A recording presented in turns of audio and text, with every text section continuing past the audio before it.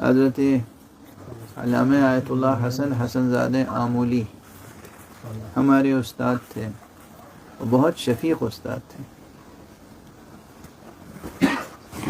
انہوں نے یہ واقعہ مجھ سے بیان بھی کیا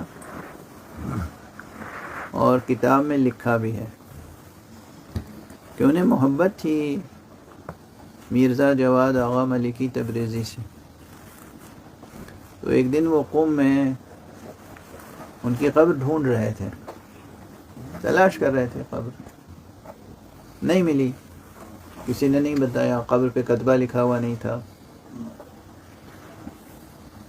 تو وہ گئے مقبرے میں، قبرستان میں، ڈھونڈ ڈھانڈ کے واپس جا رہے تھے گھر. تو دیکھا راستے میں ایک صاحب ملے، نحیف لاغر، جیسے خاک بسر،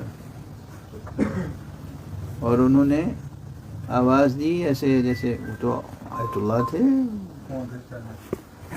آغا حسن زادے، قبر آغای مرزا جواد ملکی میخواستی، یعنی حسن زادے تمہیں قبر تو بیا یہ ان کے پیچھے پیچھے چلے.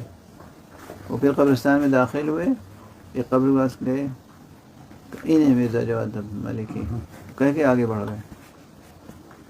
یہ فاتحہ پڑھنے لگے، پھر انہیں خیال آیا کہ یہ کون اجنبی تھا جس نے مجھے میرے نام سے پکارا، اور اسے پتا کیسے کہ میں کس کی قبر ڈھونڈ رہا تھا. تو انہوں نے یوں دیکھا تو وہ مقبرہ شیخان کے دوسرے دروازے سے سیڑھی سے اتر کے حرم کی طرف جا رہے تھے. وہیں سے انہوں نے کہا کہ ما مشتری های خودمون را میشناسیم، ہم اپنے مشتریوں کو، یعنی اپنے چاہنے والوں کو پہچانتے ہیں. وہ کہاں ہو چلے، اس کے معنی کیا ہیں لوگ نہیں سمجھتے، نہیں باور کرتے، نہیں ہضم کر پاتے یہ چیزیں. روح انسانی کبھی بھی بغیر بدن کے نہیں رہتی،